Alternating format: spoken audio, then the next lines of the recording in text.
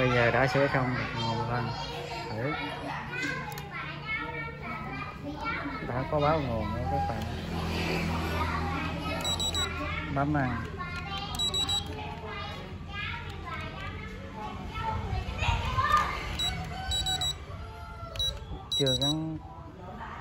chưa gắn dây đáy nồi vào nên báo lỗi, nhưng nguồn đã ok.